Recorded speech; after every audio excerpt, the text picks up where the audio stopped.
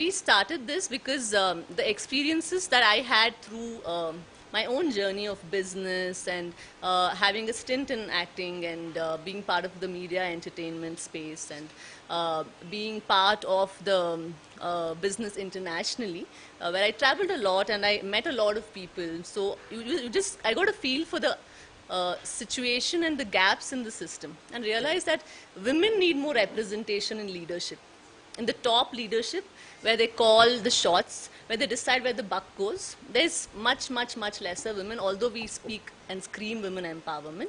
And that's how Jyotirtali came to be, where our primary work there is to create more positions for women in leadership, in top leadership, where they're part of decision making. So that's what my organization is about. Brilliant, Nisha, brilliant. I'm sure, women folks watching this episode today would take a lot of lesson, meaning, and learnings, of how at any level, be it a housewife, be it a student, be it somebody at the corporate level, be it somebody who's running their own, probably a cloud kitchen, probably somebody who is trying to sell something, maybe pickles at home, or whatever it could be, the scale is immaterial.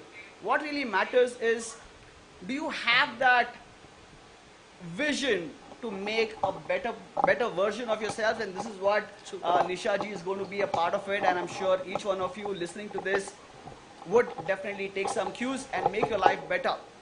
The next guest, of course, is Dr. Kumail Abbas. Kumail ji, we share the same name. It's like thank you. It feels good to call my own name with you, right? Certainly, yes. Fantastic. So Dr. Kumail is my childhood friend, of course. He's a boxer. He's an entrepreneur. He's a doctorate.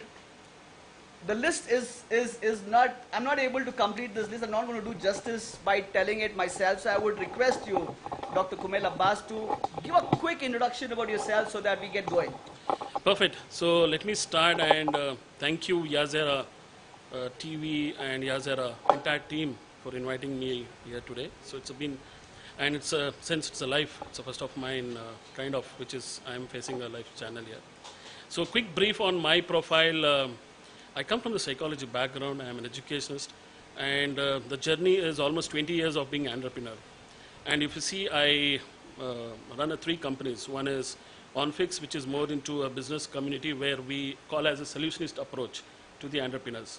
So probably I can give you more deep in moving forward. Yeah.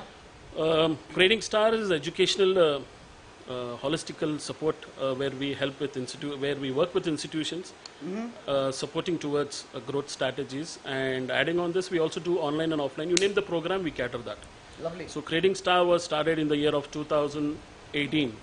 And boxing, yes, I was passionate. I was a boxer. Been there for almost 12 years. And I also have a boxing federation which we have launched 2 years back. So the vision of boxing federation is to see that the Indian boxers has to recognize on par better than the Olympics. Wow. So that's the vision what we do. So boxing is something where we train and conduct the tournament. So this 20 years of the journey, what you see me here today, it's like, it's all we have, there's a story behind this. So there's a purpose. All 3 companies has its own purpose of starting it. And if you see that I was a victim in my childhood for learning difficulties. Like Really? Yes. Wow. So what happened? Yes. I was suffering with this, and it so happened even if you see, I have a stammering issues, whispering, and the speech disorder challenges. But what you see me today, it's all, experience what made me, learning what made me.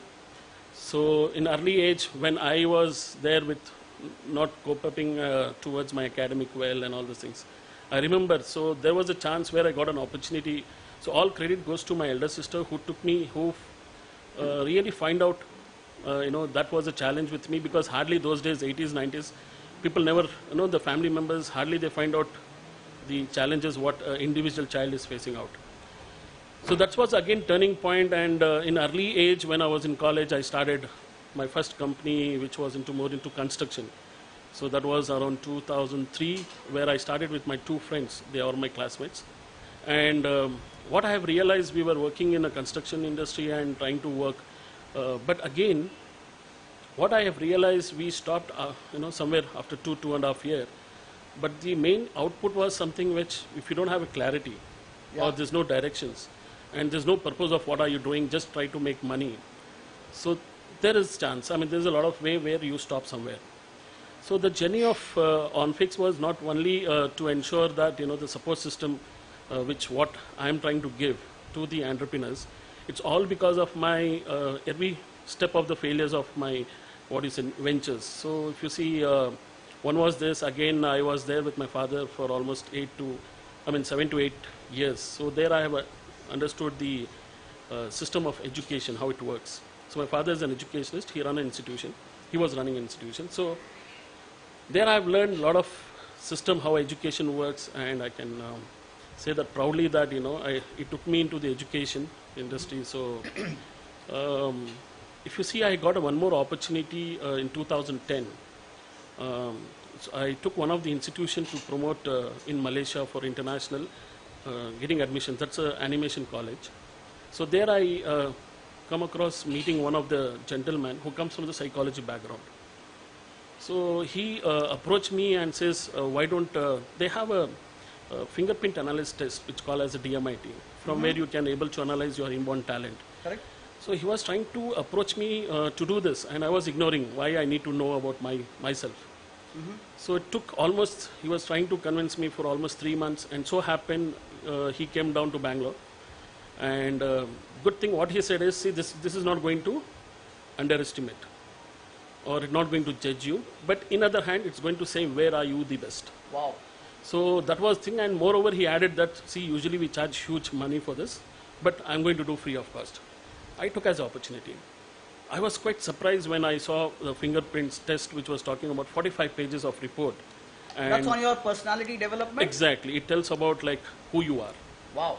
So hardly people never know who we are and try to fit with, all with your qualification, experience, background and all. So how did it actually help you? What I mean to say is Okay. that the fingerprint analysis, understanding your personality, your behavior, I'm Okay. sure we would get a little more in detail, Certainly. as we proceed in this, Certainly, certainly. conversation and the podcast. I'm sure our guests, our viewers across the world are eager to learn how, I'm sure starting up a business is everybody's dream, because the fundamental way of earning money is either you are employed or you Exactly. are an employer. Either you provide opportunity for people to start earning with your services, your product and your skills, or you have your own skills that you offer to a company where the company pays you a remuneration and so on and so forth. So we will definitely come back to you on that, Dr. Kumail Abbas. We have another amazing entrepreneur. We have grown up together in our childhood days. We have seen each other work, be a part of events during our college days, right outside Forum Mall for about 150 rupees, 200 rupees. We would say we would be right up there doing events, and that's how I remember, Rahil, on our journey of how we have had you to be part of our guest. So Rahil is an entrepreneur. I would like to know from you, Rahil, what exactly do you do so that the audience are eager to ask you questions in the end of the session? Thank you so much. Thanks, Zehra Trust and TV to put this fantastic program together. So I'm from this small town called Holenarsipura, where there are a lot of Shia Muslims living there. Started my schooling. So there is this saying called to raise a child you need an entire village. I think I'm that child. Nice. Where a lot of people contributed to what I have become today. Whether it is my grandmother, my uncles, where I lived all my life, all my childhood, my parents.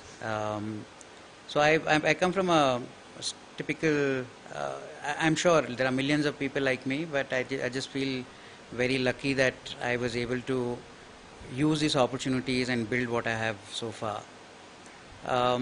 So I come from a government school. Then I suddenly see myself in Christ College doing my +1, +2.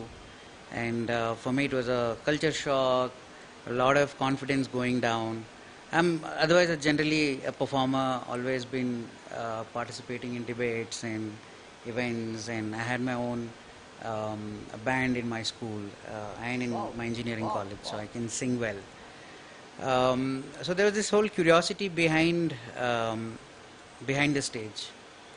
Also maybe because when I finished my engineering, there was a recession time to 2028, 2029. So there were no engineering jobs per se.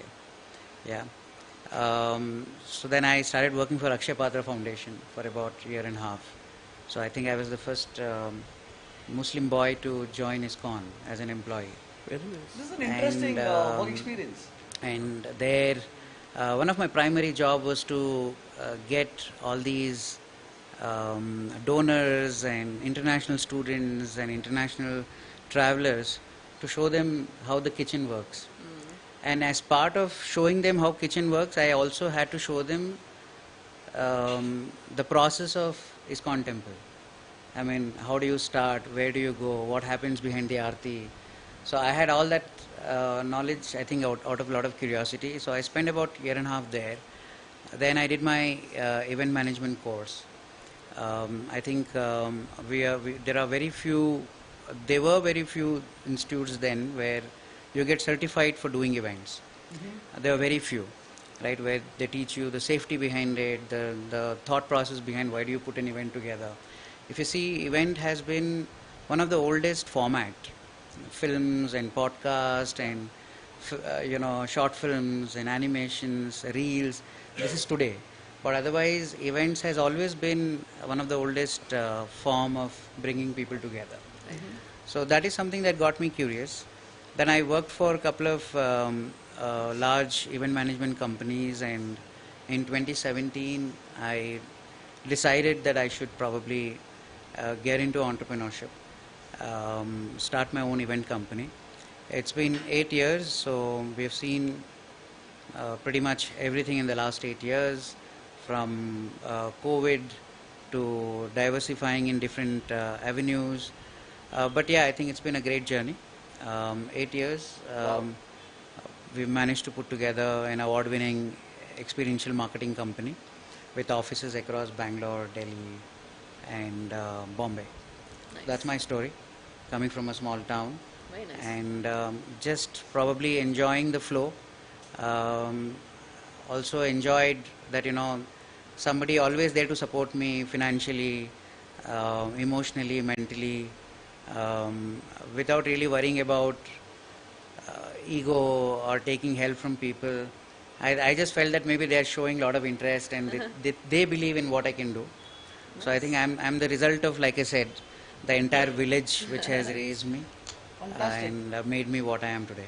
Amazing, Rahil. So if you actually notice, guys, that all the dignitaries out here are not only entrepreneurs, but they're also educated entrepreneurs. What I mean to say is they have actually tried their hands in upskilling themselves, tried their hands in working first, tried their hands in multiple areas before they could choose Right. the real calling. Am I right, Yeah, Nisha, yeah. on this, right? Yeah. So you were telling about, how you have actually, felt that women need that voice.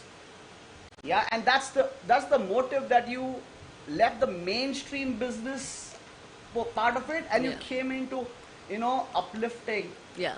Empowering is probably a very generally used term, but then I think there is a stronger reason behind what you're doing. Yeah. So, Nisha ji, please tell us about, how easy is it or how difficult it is for women to jump into entrepreneurship, and what is your message? So for women, right, there are two issues that they face. One is the society, because of the biases,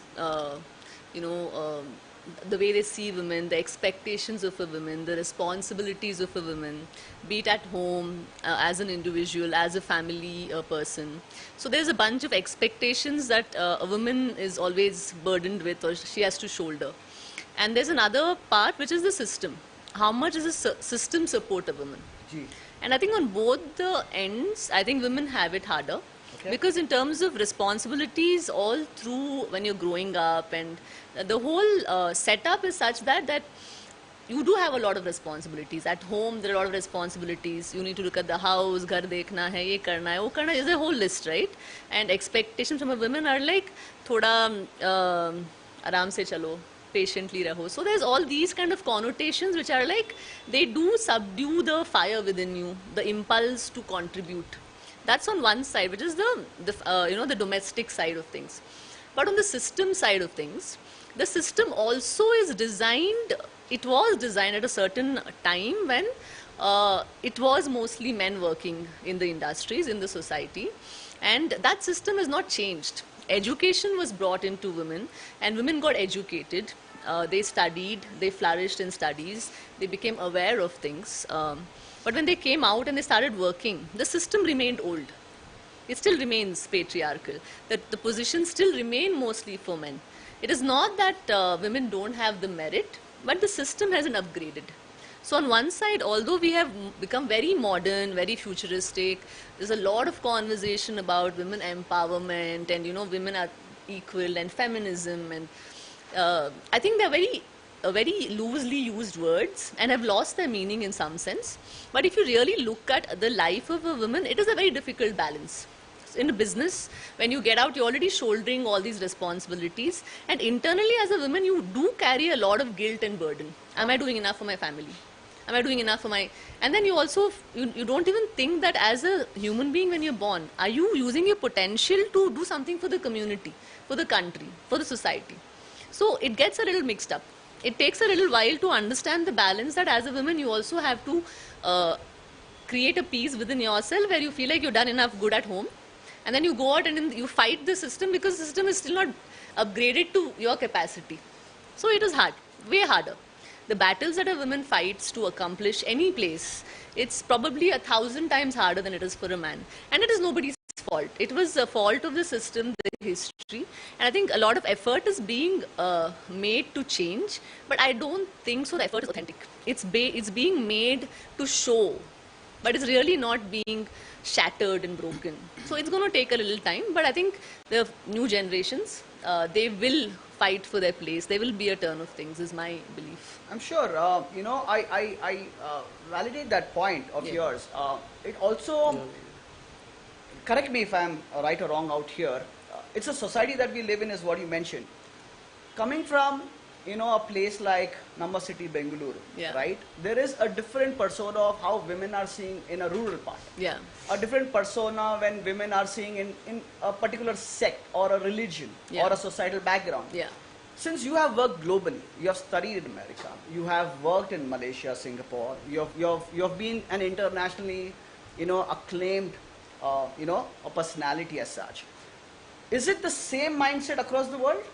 It can't be, right? Because mindset is formed by a mix of many things. So, a girl who is from Bangalore is not the same as a girl who is from Delhi. A girl who's from Delhi is not the same as a girl who is from, outside Bangalore, maybe North Karnataka. So, and a girl who's from here is obviously not the same as a girl out in LA or New York. So the mindset is very different everywhere. But I think inherently it does remain that the way women are built and the way the society is built for women, I think that somewhere is a pretty a common line. Fantastic. I think this is a valid point, Anisha ji. Kuber bhai, please tell us, when you network with people, I see you get people from different walks of life together. Even Rahil, when he is into the events, when he is into business, I'm sure there are women who play an equal role or probably higher the role. But for a man, it is like his perceived responsibilities के आपको बाहर जाकर काम करना है, you are the breadwinner, go and get the money for the house, and then the responsibility of a woman is transferred there. But for a woman, even if she is working outside, even if she is trying to make a mark in her respective field, she is also obliged to come back home and also manage the responsibilities of the house as well. So from your perspective that you have been from the psychological aspect and the business aspect, throw us some light on this aspect. See, very valid point when Ma'am was talking more on the women's. See, business is not identified with men's or women's. It's a common to all. And when you see how best women are, they are good at administration. When they can balance the house, Why not the business? And they are doing good. So we have to give equal rights. That is, which is more important. And they are doing the best. Only thing is, we have to encourage, we have to appreciate them. Yeah. There's a wonder they can do it. Fantastic. Only thing is the support. The society has to accept that every woman has the rights to come out and do the best. They have to prove out, and they will do that. I mean, they are doing it. So when I see in my networking, majority females, they come with so struggle with a mindset, and they have a so larger scale of dreams. And in other hand, they also feel like the moral support, let it be with the family or society and all, they lack with that. So if you try to give that in a different way, Yeah. they are the best. So we have to treat them as equal as we are doing it. Valid point. So I think Rahil bhai, we would want you to give in your inputs on The women working at working businesses or generally? or even starting up. Okay, starting so up your I'll business. talk maybe relevant to what I do. So in our industry, it is rated as one of the most stressful industries in the world. It tops with medical, army, and I think we are third or fourth most. Agreed. Very very stressful jobs. But on the other hand, I have a chief client partner who also happens to be my wife. She is working with Tesseract, and I remember even till her 8 month she was on ground doing events. Wow. And you actually achieve that standard of equality and giving opportunities regardless of what gender that they are, is when as an organization you set certain values in the system, right? And then maybe I was fortunate enough when I was before I started my own business, when I was handling a team of event managers, for my luck, they were all women. So I had somebody who had just passed out of college, figuring out from a different city where to stay. Her challenges are very different. And then I have somebody who just gotten married, trying to adjust in another family. Her issues are very different. And then I have somebody who's a mother, right? And then also fortunate that my upbringing again happened in between many women. So I was raised by my grandmother, and then I had two mommies in the house, and one of the mommies had 4 daughters. So I had so many women around me. So any important decision that is taken in my life, including which college I should go to, that was a dream that my mother lived. Nice. Right?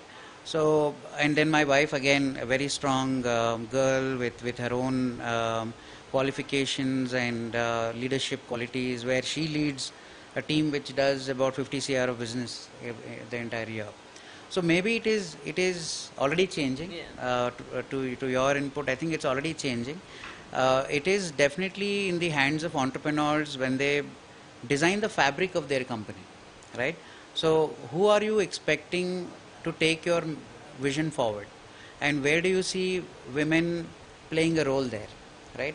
Because in our business, night setups, early morning flights, no weekends, no holidays. I don't remember when was the last time I have taken a weekend off. I've not, I mean, it's very difficult for us to plan our holidays. But I think somewhere it is a system that you bring, the values that you have. So my HR is again a woman, her entire team is women. So maybe I think, like Kumail Bhai said, they are far better with efficiency and trust. I'm not saying that men are not, but I think by design, there's a very nurturing, approach that they bring to the business. True. Especially when you're an entrepreneur and starting something from the scratch, it's really important that you have more women in the team, because they're very prudent. Yeah. They know how much to spend. They are very hardworking. Yeah. And I think there's that empathy you don't need to bring artificially. It's already there in them. Inbuilt. Yeah, so I think I am all gun blazing when it comes to women leading businesses. In fact, the next set of businesses that we are building, most of them is being led by women. Yeah. Absolutely, guys. So this is a great, great lesson for each one of you watching this live. You've got validation from somebody who's been there, done that. Somebody who are living their life, not just talking from their heart and mind, but from their experiences as well.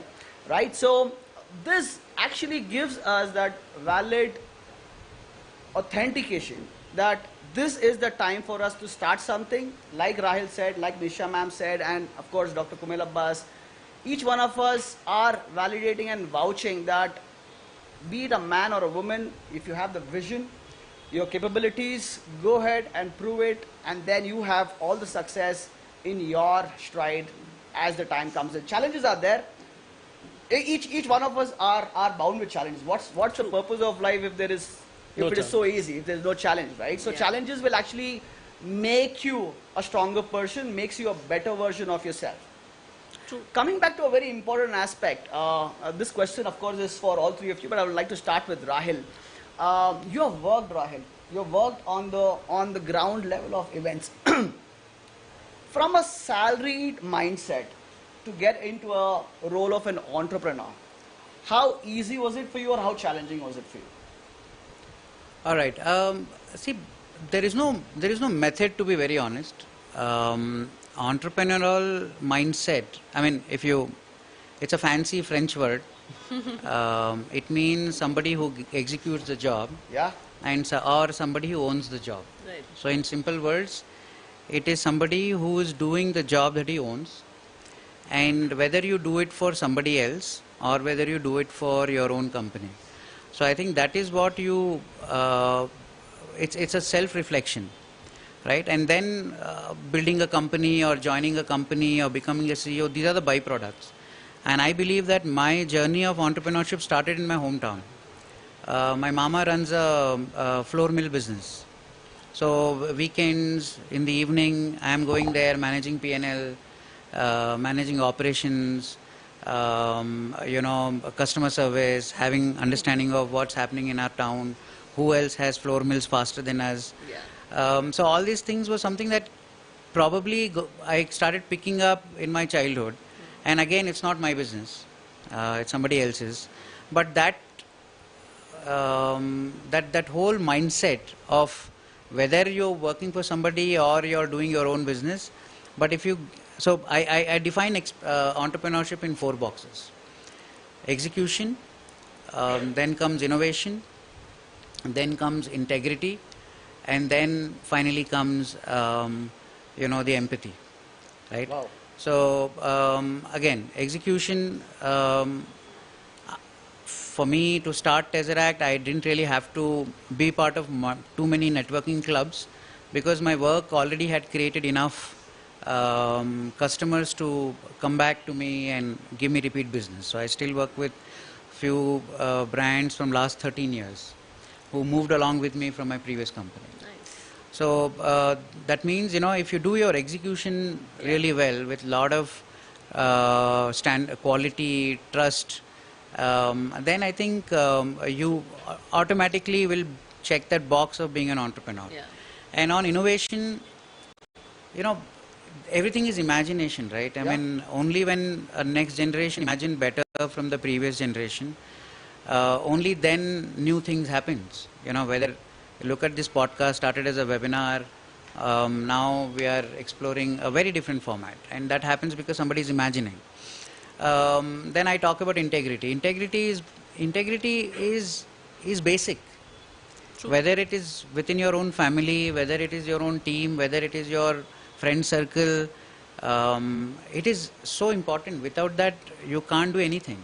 Yeah. When something needs to reach on time, it should reach on time. If there's somebody trusted you, you have to follow the laws of the country or the city where you're doing your business. And then comes empathy. Empathy is basically, again, whether you're an entrepreneur or not,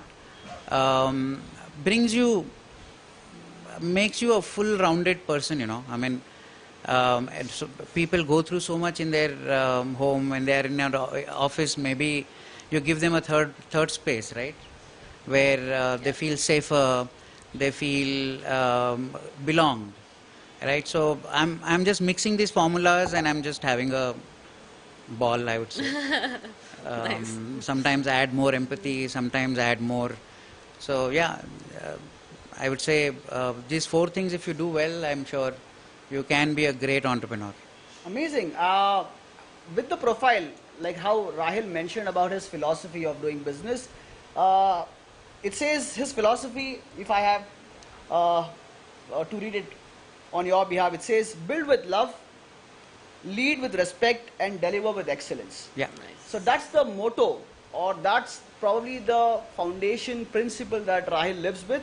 And these are the philosophies that each one of us can actually imbibe, because everything around it has a formula. Yeah, even if you want to make chai at home, yeah, 5 members, you give them the same chai patti, same milk, same water, same sugar, ingredients are the same, but the outcome is different. You know why? Because there is a formula to get the right recipe out, and of course, that is how we are trying to learn from each other as to what the right recipe of business is. So, Rahil, since you mentioned the philosophies of life, yeah, and your guiding principle towards how your mom, your sisters, your wife, and each one of them have been a role model, or probably the driving force of you running a business. What is the most memorable experience that you've had so far? Uh, See, memorable experience, I would say during pandemic. I mean, there are a lot of memories. I collect them. That's all I have, honestly. Um, During pandemic, we were the first one to shut and the last one to open again. As an Wow. industry, Yeah. events were shut first. Right. We had nothing to do. So I just out of somewhere, my baby was just born at that time during first COVID. I came up with this IP called Lockdown Summit, just because we were in a lockdown. So the idea was, how do we really do events now? Because events are shut. Right. What do we do? And then there were webinars, there were Cisco systems in place before, but it was not really familiar to many people. Right.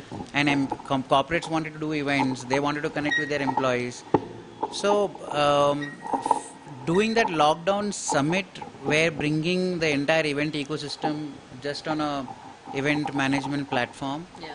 to do virtual event, and eventually from there for the entire year we ended up doing an event with Honorable Prime Minister Wow. called Startup India International Summit, and that Okay. was a virtual event with some 2 lakh virtual attendees attending the event. We had Priyanka Chopra, we had the CEO of Cisco.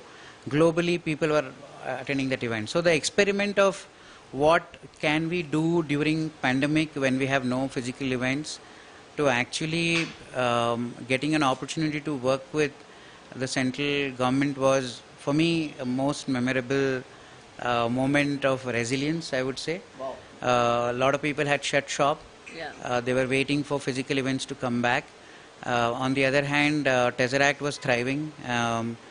That way, when we bounced back after virtual events started tapering out, it did not take too much time for us to grow faster than some of the other agencies, because we already had systems in place. We didn't fire people, not so many as what I saw in the industry.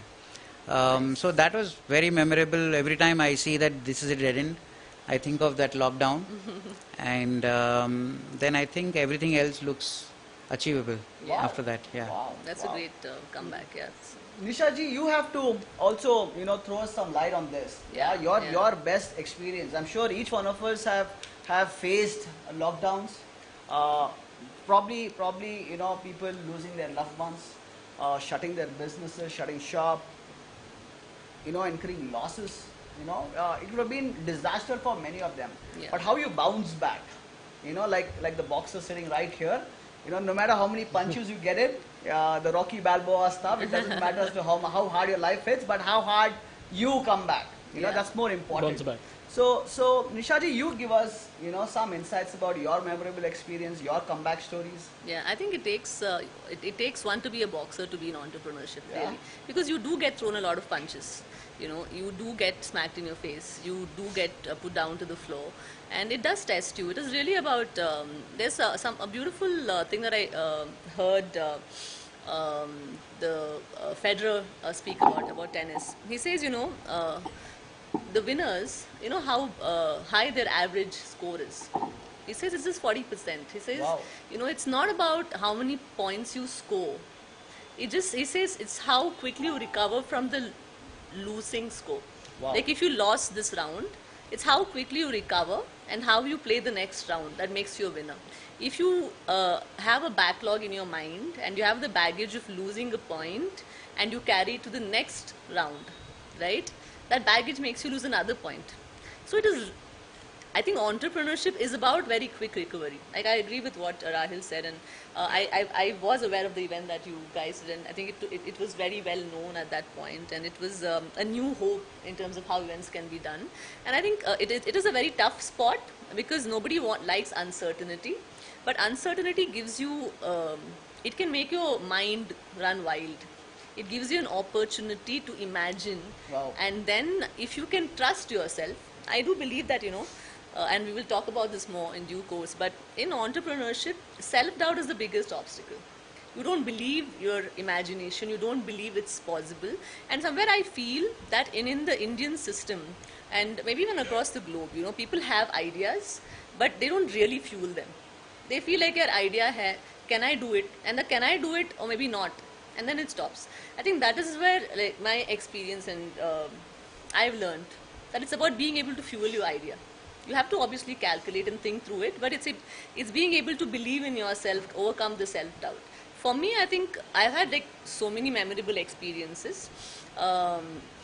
But the biggest one for me would be during COVID as well, because I had a media and entertainment business in LA, and that was with two of my other partners who have been in business there before, and they ran a proper media business there. And we wanted to produce films, and we were doing comedy shows across the states, and we were supposed to go into a tour which got called off right before the COVID, because it's again, like you said, it's events, and you couldn't have crowds coming together. Yeah. And we were sitting in the house, and we were like, ab kya kare? Like now what? And we had a small medical business which we used to export some secondary medical equipment, and we did get an opportunity to get into the PPE business. And somewhere you feel like, opportunities do come, but do you jump and you go for it? And we did, because we wanted to do something with that time. And I think thankfully for us it worked out wonderfully. One of the biggest businesses that I built. So it was it did make you realize that people didn't work through COVID. I think we worked the most, because PPE, personal protective equipment, was the need of the hour that time. So memorable in the sense that you do realize that, in every situation there are possibilities, and it's not true for everybody because it's what comes to you. But I think for me it was a very good turn of events, I would say. Amazing, Nishaji. Umar bhai, Yeah. what has your memorable experience been like? Okay, when you talk about the pandemic. Okay, Anything. I okay. mean, pandemic could be, because pandemic is so recent. Recent, But yes, it is already 5 years old. Certainly. That's how fast the time has actually Yeah. flown away from all of us. But we are still, I mean, since I know, it's a general human psychological factor, right? Boss, why are you like this? Oh, you know what, pandemic mein aisa ho gaya tha, and because of which I'm like this today. But it's 5 years, 5 years is a long time. So how have you covered up? How have you woken up? How have you, got that comeback? So what has been your experience? See, what I can add you here is, see, a lot of people, they evaluate failures as a shutdown something. But I always say failures is the opportunity for me. I have seen a lot of failures. So 20 years when I'm doing a business, and I took every failures as an opportunity, as challenge. Why? Because when you stop learning, you'll stop growing. So learning through experience is something which is more important. So in this, my most memorable thing, what you can say is, since we were talking about boxing and all those things, boxing has taught me a lot. Why? Because every movement, the fraction of seconds, you get a punch, or you need to know where to punch, how to block yourself, where to go for the knockout. So this was a good way of taking your decision ability. You should know how to take your decisions. So that were impacting me a lot. Decisions plays major role, and how emotionally you have to be there. So boxing is not only a game which today people think it's a violent game and all, but let me tell you, it's a most disciplinary movement. And why? Because your level of agility, your confidence level. See, whatever I'm talking today, when I have a problem of difficulties, learning difficulties, speech disorder issues and all. And today I'm just talking because all I have come across with the sports. So sports should be there. But what you see me just because I've been stopped boxing, so I have increased my weight. But I was not like this before. There's always a comeback. Yes, so I've been promised because I have to change myself. Health is more important. So in my almost, I have taken every 2 years I used to have one ventures those days. And all in the partnership, somewhere we do, but in the challenges, mindsets. Like how you were adding a point, what is the difference between employee and entrepreneurship? So it's a mindset. So one have fixed mindset, other has a growing mindset. So growing mindset, every individual wants to grow, but subject is where, how? The question always. In this duration, what I have seen across is every dot of my failure has given me a very good lesson to work on it. And that's where we stand. What you say today on fix, I'll give you more deep on this. So we try every entrepreneurship should not repeat this. Yeah. So that's where we put a tree guard and says that we are there for you. And we are the, I can proudly say this, we are the one organization, say that we are 100% assuring you that you are not going to fail. Subject, you have to be with us. One step from your side, 4 steps from our end. Let's see why you will fail. Failure is a part of journey. Obviously, financial issues, challenges always will be there. But in the word of give also, you should know where to give up. Wow. Wow. People say, no, I'm not going to give up. Give up just a way you keep on burning yourself. But where to give and how to rebounce, restart, you can restart. So there is a support system. We cannot say that all I have done alone and I'm here sitting today. No, every dot has given an opportunity. If you see from my childhood, my sister, today I'm there with, because of my best friend, my cousin who has helped me 20 years, but without any expectations. When he helped me out without an expectation when I was zero, so that's motivated me. When COVID started, I had a vision like to give community, creating a networking community. A lot of people says we do networking is why so important. I'm getting business without network, but they don't understand. Indirectly, they're doing networking also. But what is the benefit of doing networking into the community is you have a support system there. People can evaluate you, guide you, hold you. So there's a lot of way for that.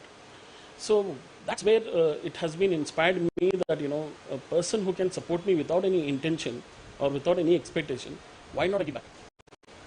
So that's where I feel like, we have to take as a very positive notes and reach to any individual where you find challenge. Don't stop, don't have a judgmental that, why he support me. And a lot of people says there's no support system in market. There is support system. Surrender yourself. They are the people who will really help you out. Amazing. You mentioned very rightly that networking should also be purposeful. Exactly. Yeah. Each one of us are networking. It's like probably I've got about 5,000 odd contacts on LinkedIn, right? But that's only my contacts. Virtual.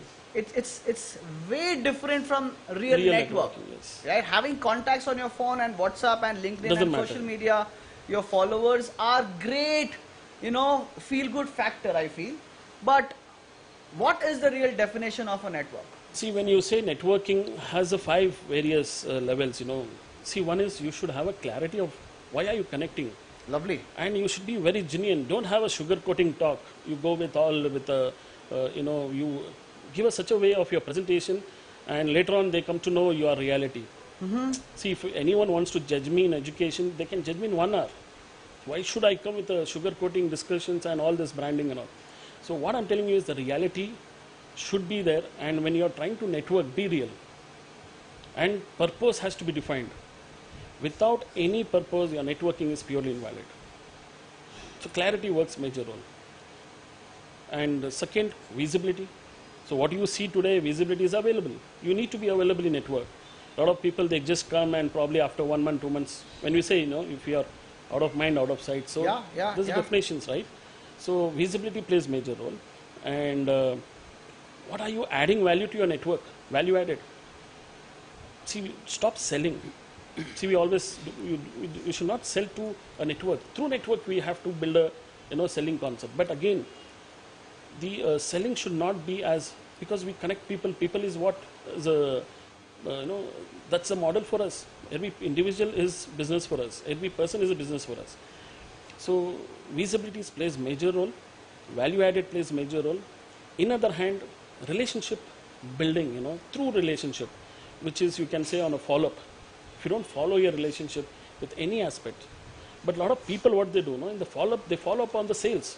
You told me something to buy, you're not buying it, when are you trying to reach me, I'm looking forward. That's not your follow-up, right? That's not your network. So network is asset, utilize as asset. If you see that, okay, something, see at present situation, it has been such a difficult challenge. Every entrepreneur is, they are struggling with the survivals. And they meet morning and evening they expect something revenue should come out with the network. How it is practical? So patience plays major role. You need to build that relationship, trust. If anyone is opening a contact to you, in what basis? And today what I feel is all invalid referrals are out. Oh, you go and meet him, you go and connect him and all. But that's not referral. It's just trying to bridge that connect. But actual referral will come when I trust you. For example, I have something and which you deserve it. I definitely endorse you. I can say, yes, Kumil Kirmani deserve this. Please take him and he can give you the 100% result. So that way you have to build that. And consistency should be there. In my networking, we do online, offline. So we started with one monthly, and now we are doing 12 meetings in a month. And yearly, we cross nearly about more than 135, 136 meetings, online, offline, coffee meets, a lot of things. But not even one meeting from last 5.5 years, we have skipped. Subject, let it be one person or two persons also, we used to run a meeting.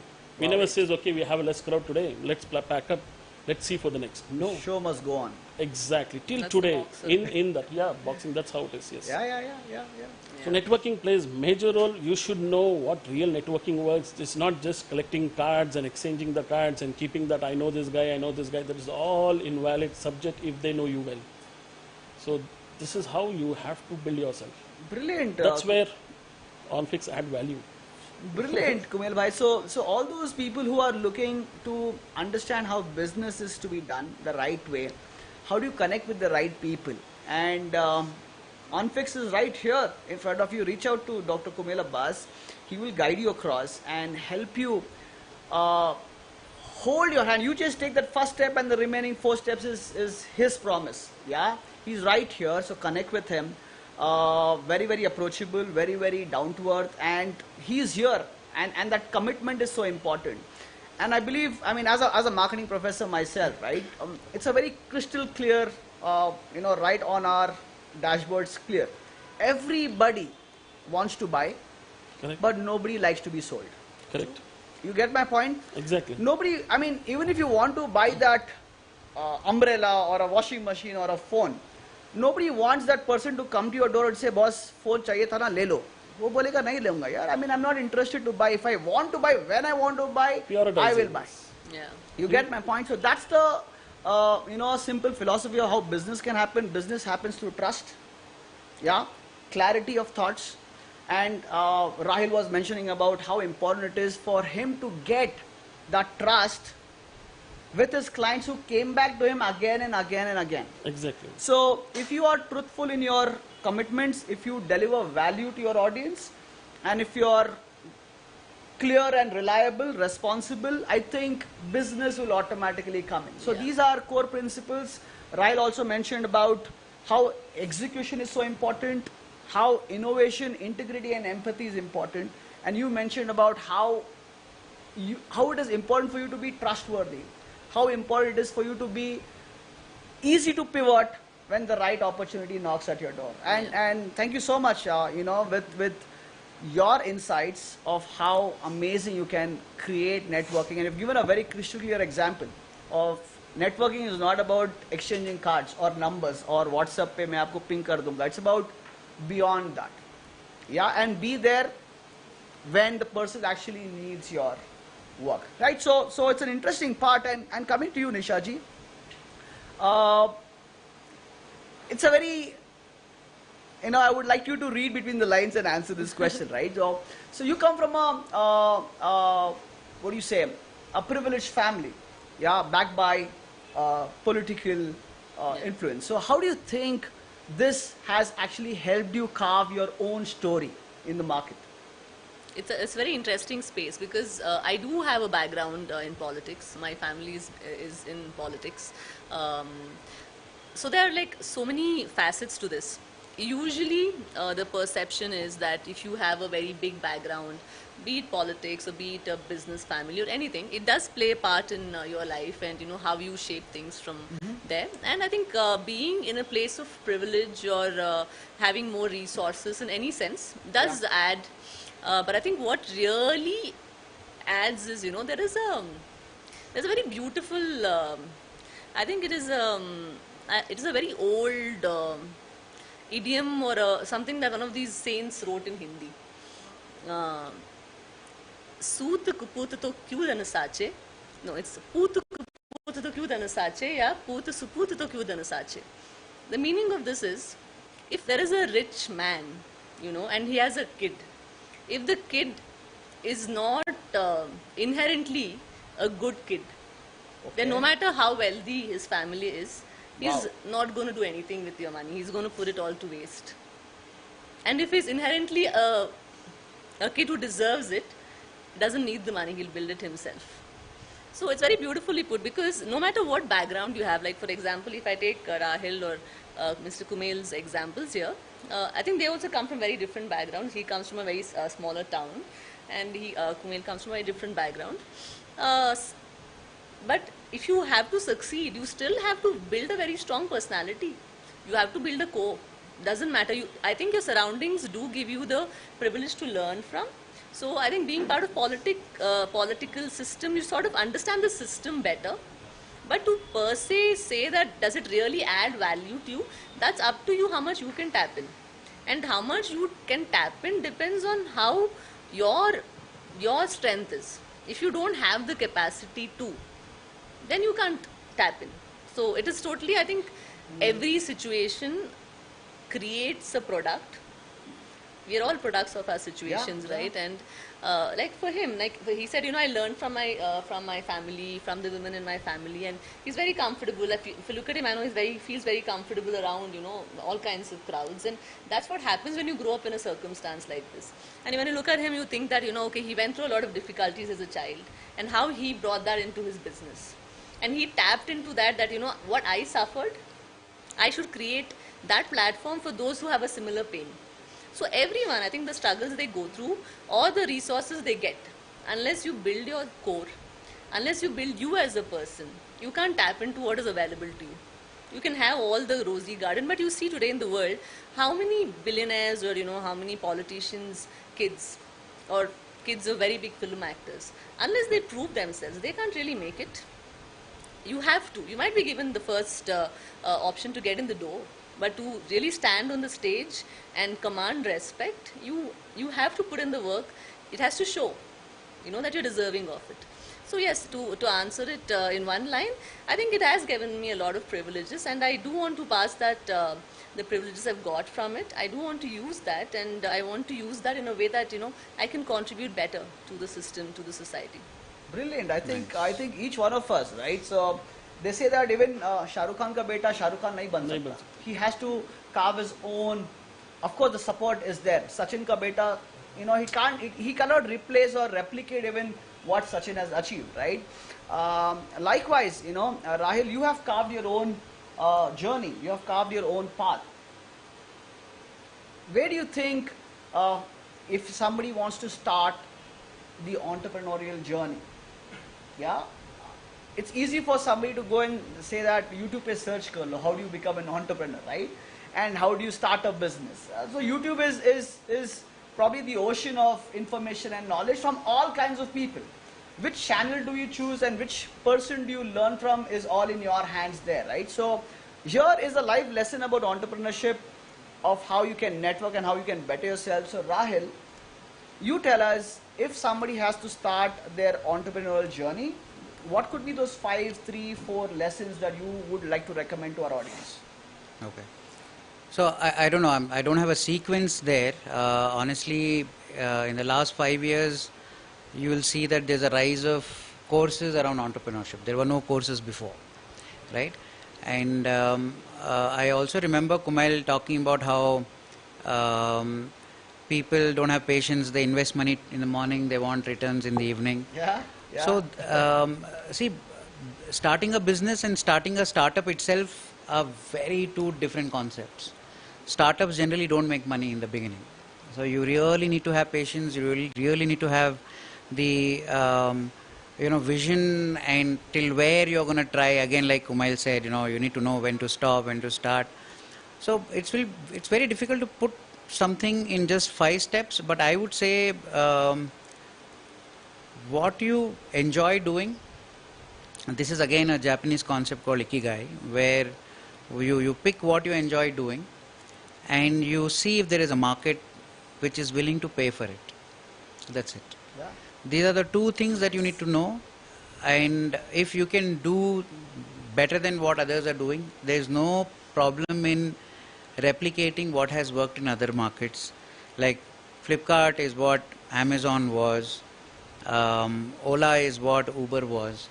So I think it is just about whether you enjoy doing what you are doing and is somebody willing to pay for it. These are the two things. And then there is another, we are talking about trades. If we have to cover trades, then you have to get things done. Yeah. You have to get things done. There's no choice. You have to wake up in the morning. You still have to do it, whether you like it or not. You had a bad day at home. You still have to do it. I think that persistence to continue doing, because you can't hang your boots whenever you want to. You can. It's a free world. But then as an entrepreneur, there are people who are backing your vision. They are working on your dream. Yeah.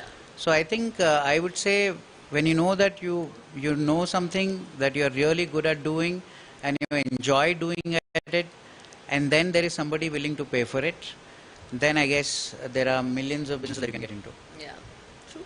I think, I've read the book, of how Ikigai is trying to shape, or understand the purpose of everyone's life. And you rightly said that please understand what you're good at and what the world is willing to pay for. Yeah. Right? And if you're able to get that sweet spot of what you can offer and what the person or what the market or what the customer is willing to pay for, I think that's the start of your business activity, Yeah. right? Just I want to add there are a couple of concepts, right? I mean, during COVID, I had some time and I felt that I didn't do justice to my education. So I did an executive MBA from IIM Kozhikode. And the purpose of doing that was, I maybe felt that the post-COVID era is going to be very competitive, very hyper, and you need some right frameworks and proper knowledge to run the company to where it is today, right? So there I learned two very key concepts called micro thinking and macro thinking. Wow. Right? So macro thinking is so important. I mean, imagine the kind of media that we have today, the amount of social media rut that is all over the place, and you're just reacting to what is coming to you without really having the focus on what's your macro environment. Right. Who you are as an Indian citizen, or whether you're a Hindu or a Muslim, but where do you stand in this world? What kind of markets that are available for you, right? Where your government is supporting you, what kind of businesses are probably going to happen in this country, the trends. So a lot of people think that, okay, I have a bakery shop, I just need to know how my bread is tasting, right? Whether it's that's micro. But you also need to know how many bakeries are there in that area, or what kind of bread is important in that place, what kind of demographies. Are there more North Indians there who like probably naan, not your regular bread? So it's a combination. So I think a lot of people might not fail if they have clear understanding of macros. Don't get emotional. I think if you want to be an entrepreneur, yes, you can be a practicing Muslim, you have certain ideologies about your political views, but you got to be extremely neutral because you're running an entity. You're supporting an entity which has no religion, no political preference, right? So when you're running these, very neutral entities, understanding of macro is micro in very, very important, right? So you run a home kitchen called Hyderabadi Begums, yeah. Begums, right? So you know your micros. That okay, I am gonna have the best nali nihari available in the city, right? So that's your micros. But having the understanding of how many people are looking for something like this. So a lot of people fail because they think they have a product which somebody is waiting to buy, right? And then macros is so important. I'm telling you because I keep seeing it without having any clue. People are supporting causes which are not of your country, which has nothing to do with who you are, True. right? And that could impact. Maybe there is somebody who's your client who just saw what you shared on your WhatsApp, right? Because that's the least that they'll have access to your social life, even if you block them on your Instagram. Yeah. And if they see you doing certain things which is not in the context of what your country today stands for, right? Then you're losing that client. That client is not coming and talking to you because they get a feeler that you're not matured. Yeah. So I think, and also it depends on the size of enterprise that you start. Because when I started, I was already exposed to larger event companies. So I didn't want to start a shadi wala because a lot of people also questioned me about engineering karne ke baad you're doing this stage dal raha hai for others to come and talk. Maybe I didn't want to really sit and tell them what my exact vision is, but depending on the size of enterprise that you're looking to start. So from the beginning, I'm not sure whether the largest event company in the world, but I am with the vision of probably creating one of the best companies in the world. Wow. Right? Great. Wow. So when you have that kind of vision, then you know where you start. So I started in Delhi, I started in Bangalore at the same time. So one of my partner, my co-founder, again he's from Gorakhpur, UP, right? So understanding of mindsets, understanding of different demographics. So he was handling Delhi, I was handling Bangalore. So I think it's so important that the micro and macro environments having understanding of where you are going, where the market is going, where the country is going, and which is your opportunity. For me, I think I'm in one of the best industries today because our GDP's growth is not as fast as growing as how event management is growing today. We are growing at easily. If I add unorganized market, we are growing more than 20% year on year. Wow. Nice. Right, so it's That's a the event huge. space. That's an event space. There's VC money coming in. District again, what is it? It's an event management ticketing tool app today, right? So they are investing in so many IPs. Nice. Book My Show is doing so many IPs. So Coldplay was there doing the biggest event of their career Yeah. in India. So I think it's important that you should have access to macro. You can't today sit in one cabin or just on one laptop imagining that you have built something and there are people ready to buy it. Yes. Great. It is so important, just to add on to Rahil's part of it. Please understand that Rahil just didn't stop by starting his own company and being comfortable with where he is. He understood that there is a problem because of lockdown and he wanted to quickly learn what could be my next level of events going to be like, because he knew that this is what he's going to do, and then he quickly pivoted into learning and upgrading his skills by joining I Am Cozigo, upskilling yourself. So sometimes we feel that degree kar liya, MBA kar liya 10 saal 20 saal pehle, but you have not upskilled yourself. By the way, I'm doing my law now. Me too. Lovely. To add to that, I am too doing it. Brilliant. So this is how, number one, learning never stops. Yeah. Yeah, your will to learn should also never stop. Yeah, it's not necessary that you have a flashy tag and you spend crores of rupees to join probably a namesake university for the sake of putting that on a shadi ka card, That's so that that time's gone. you get better leverage. But idea is, what can you bring on the table? Yeah. Yeah. So thank you so much, Rahil, for those insights. Understanding macro, micro are so essential. As an example that you mentioned about a roadside bakery. Yeah, it's so important for you to even understand your own customers. Yeah, and not be just blind saying that मेरे बाप दादाओं के ज़माने का business चल रहा है, हम तो we are like indestructible. So it's like that. Right? So this is something that each one of you can learn when it talks about entrepreneurship. Uh, just moving into your area of business, tell us more about Jyote Jyoteli. Yeah. Yeah, and what is your purpose of pivoting from glamour, politics? You have been an actor, producer, model, if I may say so. Yeah, I have. Yeah, and running a production company, then getting into COVID-based business opportunity that you jumped into it, and now your vision towards Jyote Jyoteli. If you can just throw a little highlight on it so that people, women who are interested to get more insights can reach out to you as well. Yeah. So I think to start off, like, you do get a lot of, I mean, I was, I think, very humbled by all the opportunities I've got, in terms of be it in the entertainment industry or any other business opportunities. And I realized through being part of every sector and industry that, what really suits me. And somewhere along the way, when I first was approached into the glamour, the industry and stuff, and I did have a peek into the industry, I felt like, it is not something that I really resonate with. I wanted something more hands-on, something where I can be part of a movement, part of something, which is not just very individualistic. And that's how I pivoted towards producing and more towards business, more towards team together, coming together of things. But how I eventually came to Jyote Jyoteli is it's a very interesting observation that I've made over the years.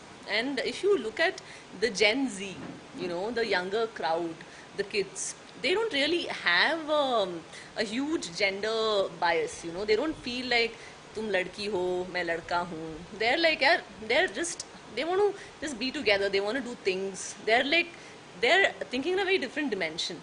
And I think somewhere the older generation, maybe our parents, maybe people in their 60s, late 50s, maybe 70s, they did grow up in a system where it was more about women had set roles, men had set roles.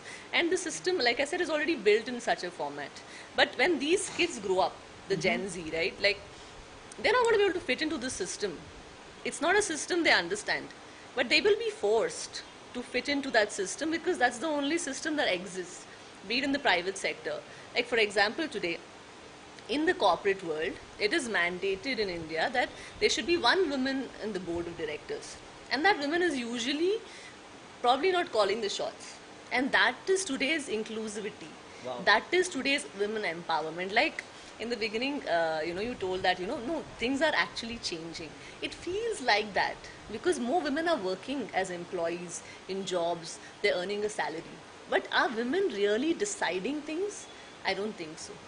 And my understanding came from this area, right? Like the challenges I faced, whether be it politics or anything. And when I wanted to put across those challenges, I never found women in the top leadership. And unless you reach the top leadership who take decisions on how the system should change, like 48% of India is women, right? 52% are men. And you have men on the as head of all the companies, private sector, be it the government or be it, the corporate. Yeah. And when you go with problems to them, they've been part of the system, they've lived that life, and they know how to create solutions because they've lived that. They know that ये करने से अच्छा होगा, इसको बदलते हैं. That's how they do it, right? But for women, where do we take our problems? Because the people on top are not women. And if I do take it to the men, they haven't lived that experience. They don't have the same mind. They don't have the same problems. They have a different world they're part of. And when I don't have a place to take my challenges, the challenges can't be solved. One on the top needs to be very thorough about the problems. Only then can they provide solutions. But those positions are not available for the women. So the issue is that there is an issue of the mindset, but even if the mindset changes over the next younger generations, the system, if it doesn't give a place for these solutions to come through, we're going to end up back in the same cycle. And that's how I realized that this needs a movement. Any change in society, it doesn't happen from the system. It happens because of the people. I always say this, a people's movement drives change, not policies. Policies come next. People have to become and demand it. They have to become aware of this problem and demand it. And although women are going out and working, they think, and it's sad that they think that the biggest amount of freedom a woman has got is that she can go and earn a salary. But the potential, India or any across the world, 50% of the population is untapped for its potential. So if you look at India, 48%, 50%. 48%, like let's considering Yeah, 50% are women, 48% of India, how much of potential is being tapped? Very less. Of course, there are more people out there talking about it. There are more women on the streets before 6 o'clock, 7 o'clock. But that's not enough. And I'm not endorsing womenhood or, women should be there. I'm endorsing a better world. I think we do need an amalgamation of both the minds to create a much more resilient world. There's something that we bring to the table that you guys don't, something that you guys bring that we don't. And I think a mixture of that is required for the future. And I think that's the direction we should go, because as human beings, we should develop a better system. So that's how I came up with Jyote Jyoteli, that let's create a place for the empowered women to have their solutions, where they can get their solutions from. And let's create a place where the men and the boys understand how to be with the system, with the empowered women. The whole generation, all these women who became very empowered. Now there's a lot of talk of marriages not working and relationships being difficult, because women were told, girls at home were told कि मैंने जो अपने माँ को करते हुए देखा है मैं नहीं करूँगी. And the mothers told that, I don't want you to have a life like I did. I had. But the sons were told that तुम राजा बेटा हो. Now you brought up your boys in such a way that they were so pampered, and you brought up your girls in such a way that they were so independent, and now you want them to come together. You created such an imbalance that they find it difficult. The woman is too independent, she can't pamper the guy, and the guy is too pampered that he can't deal with an independent woman. So we did create an imbalance by our own mindsets. So that is a struggle I see. But I think even men, I don't think it's anybody's fault. It was just, I don't know, a mindset that was in trend, that was part of the mainstream. And that's how I think a lot of men are finding it difficult to deal with very strong women. So yeah, that's how the whole concept came. So in Jyote Jyoteli, we have two particular systems. One is where we work on mindset reform, awareness, education, activities to train the younger kids early on, how gender roles and all those things, and train on leadership through activities, sports. And then we have another leadership and a system reform section where we are working on changing these systems, where we are asking them and advocating that open up more spots for us. We do need it. Just open up the spots. We don't need a 2-year training for women, how they can be leaders. Women are born leaders. I mean, they internally they've been given the strength to lead. Yeah. They protected entire empires when men went to war. I mean, it's a known thing. So let's not create all these jugards and these facades that women are not actually capable. उनके लिए एक बड़ा workshop बनाते हैं, उनके लिए बड़ा एक program बनाते हैं, उनके लिए एक NGO खोलते हैं जहाँ पे उनको training करेंगे that they can take up a top role. So to cut all these extra frills, I started this saying, let's go for the movement, let's build a movement. It might take 10-12 years, and I'm not going anywhere. And something that I feel like I should contribute to, because I've been a victim and a beneficiary of this system. Wow. So this is where, for the audience would be a great support factor. So if you have more such queries, more such understanding about what you want to do out of your life, Nisha Yogeshwarji is right here with us. You can definitely, if you are seeing us live, do drop in your questions on the comments chats. Somebody from our team will read it out for us, and we will take your questions in probably in about next 5 to 6 minutes. We're almost 12:30, right? 1.5 hour just went by, and it was such an amazing session that I have personally learnt, Nisha ji, from Dr. Kumail Abbas and Rahil Mehdi. The best part in here with all three of us, of course, we have interacted, met in our community, events and so on and so forth. The beauty is that like Rahel and like Kumail, right? When you say that women have that innate capabilities of achieving it, we have not just heard it, but we have lived it. Yeah, we have seen that happen in our lives as well. So he's been blessed with majority right from his childhood, being blessed with women around, mom, sister, cousins, likewise 3 sisters, My wife runs the cloud kitchen. His wife is his co-partner. He's got about 40% of the women who are leading, his networking journey. So, am I right on that? Leadership, on fixed leadership, 80% are females. 80% of the women. So They are here, we as Indians, we as people who have, born in a culture where we have seen that equal respect to women as well, and we are living by it. Yeah, and we hope that many of us who are watching across network channels, geographical dimensions that we all are into it, we hope that we also set up a benchmark that each one of us have our own point of view. At the same time, we also give equal rights to each one of us. Yeah, Right. be it men, women, children, or whoever it is, and not just in the field of education and entrepreneurship, but every walk of life. Every decision that we take in, it has to be mutually understood and respected, and that's how we're going to take in. So, just to put in a little last, point towards you, Dr. Kumela Bas, you tell us what is that creating stars that you were also mentioning about. You also run another Educational company. Yeah. Yes. So tell us a little bit more about that, because I'm sure there are some students, there are some interested people who would want to also learn. Yeah, Perfect. from your spark, and he being a benchmark today for each one of us, from somebody who had stammering issues, for somebody who was not confident enough to talk in public, Yeah. Exactly. probably not in a position to get that confidence out. And this is not recorded, this is live. Yeah. Exactly. Yeah. Yeah, Without and this is the script, first time that you say that you Yes. are experiencing a live, and it's not easy, guys. Trust me, my mic fell off a couple of times, but it was so important for us to keep our calm. Yeah. So important for us to be focused in what we are doing, and the noise around can definitely be distracting. But then yes, hats off to you and congratulations. I'm super proud of what you've achieved so far, right? Thank you. So tell us a little more about that aspect before we get into Q&A, so that somebody who's a school kid, somebody who is probably facing similar stuff like what you have faced, could probably take a lesson and come back the way you are. Perfect. So let me add you creating stars. So I believe every individual is a star. Wow. So why don't Wow. we create? And this all happened when my background, coming to the learning. The Billion Star Show. Million Star This is Show how is- this is how the podcast is Exactly, named yeah. after too. Wow.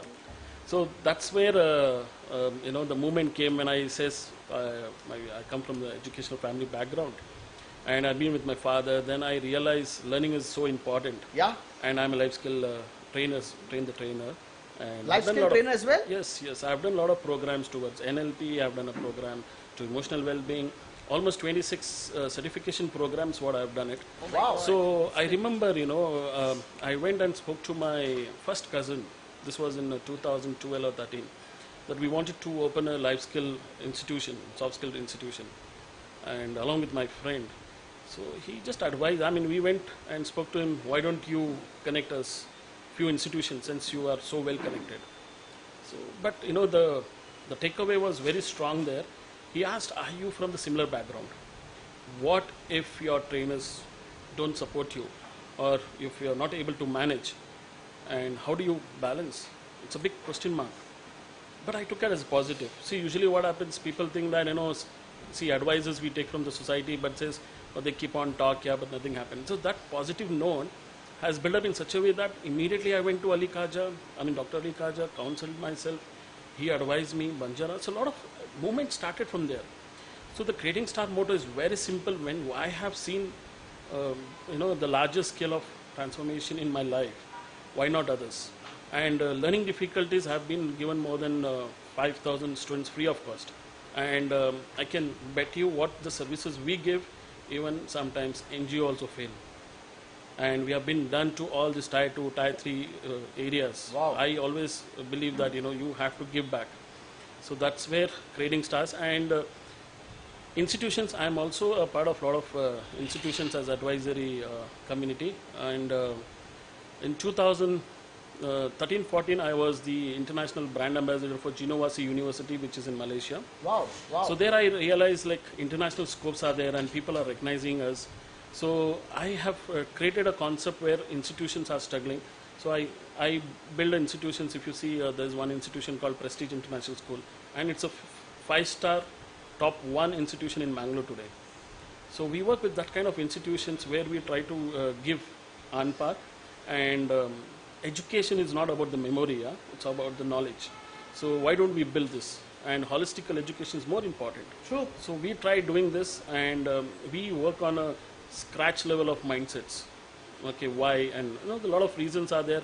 A lot of people are failing to grow, and education today has become like, they plan, as you said, they go to best in engineering colleges, best medical colleges, just not for learning, it's up for the earning. Earning, yeah. So why don't we try to shift a proper education system? So 2018 I started, and very soon I'm planning to shift this to a virtual university concept from UK. Probably I can announce proudly in upcoming days. Wow, And brilliant. that's how Congratulations. this. So the combination were very simple when OnFix also came. OnFix is also a learning process. Yeah. I can add to Rahil about the entrepreneurship. Every individual wants to do something, but the challenge of support system and all. But what I can advise you, every individual who think of doing business, please make your mindset with 100% confident. Don't come and say, let me see, let me try, let me put my partial time, let me work with my some friends or partners. This all the question marks definitely are going to fail. If you see the strategy report of Indian self-employments, there are more than 15 to 20% population is working on self-employment today. Everyone wants to, but failures, startup failures, if you see the majority are failures today. 93%. Exactly. So what makes us to start OnFix? When I was into this scenarios, and only one person, my friend, 20 years, he supported me without any expectation. Wow. This inspiration, I thought, why not I give a back to society? And I want to build a number one largest community in the globe. And it is quite possible. So see, we have a very nominal membership what we take, and we try to ensure that everyone is deserved to be a part of it. No barricades, no kind of criterias.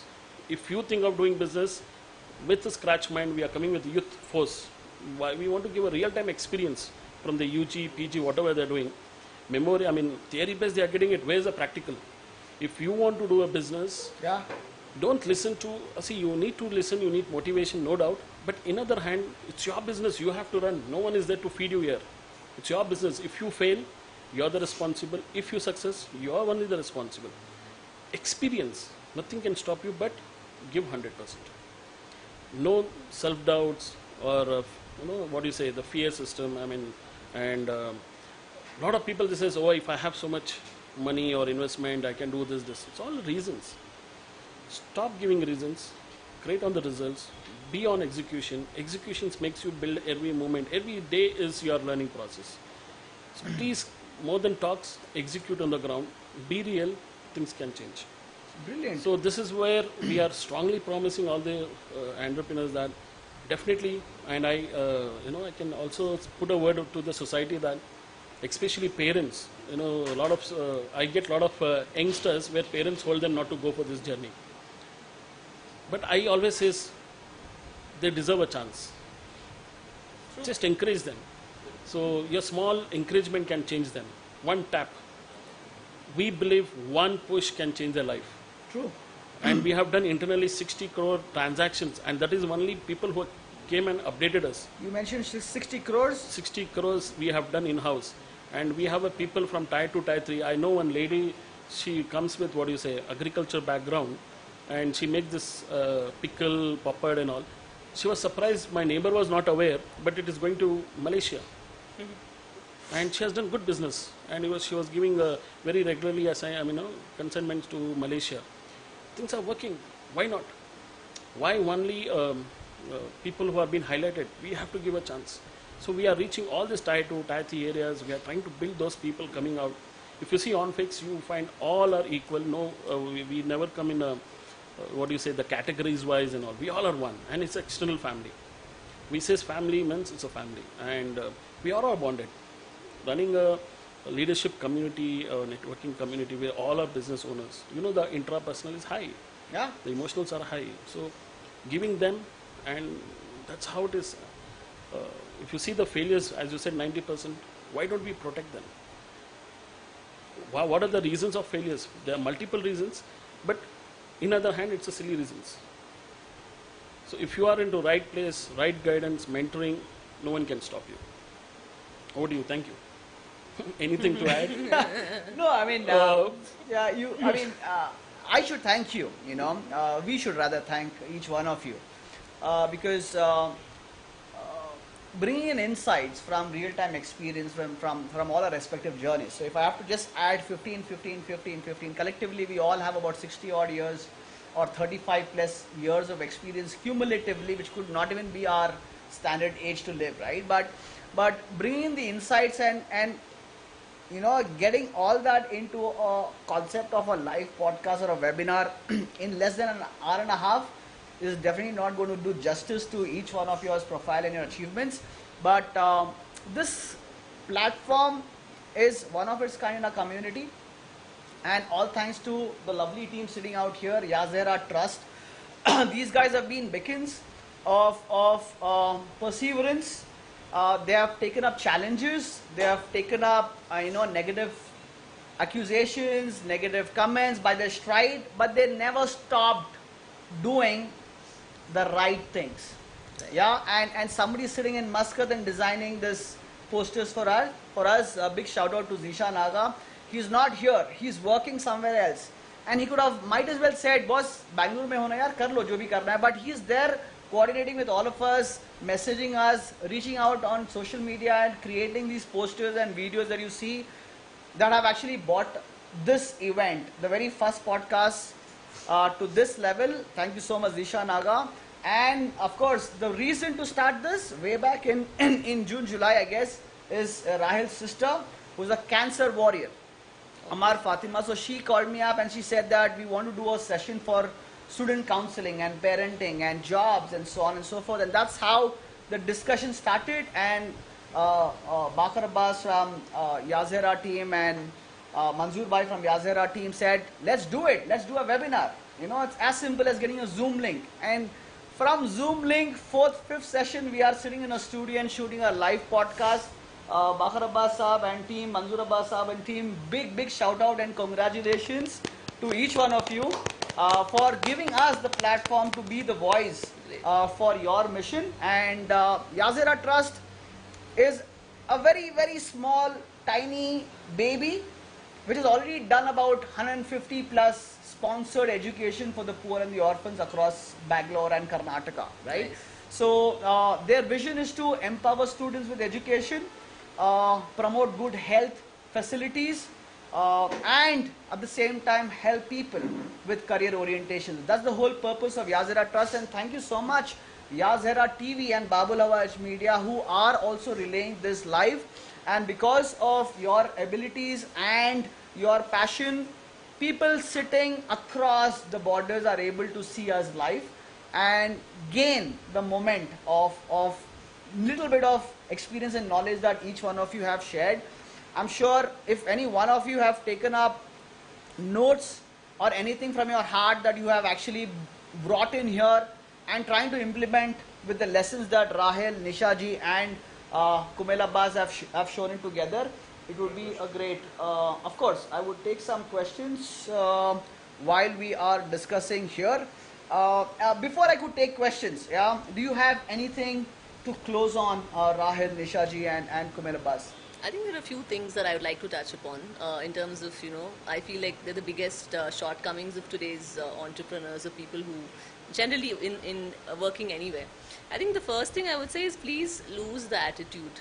I think there's such a bad attitude going around. Like it's not welcoming, and I think it comes from a place of scarcity, insecurity, inferiority, and something that you have gone through which you have not dealt with. And I know mental health and trauma is a big topic of discussion, and rightly so, because I think all of us somewhere or the other have been traumatized by something in our life.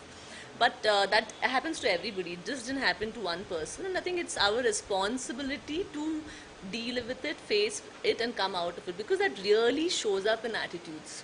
And people have such a bitter and unwelcoming attitude, and to run a business or to be a part of any social event or gathering, attitude is everything.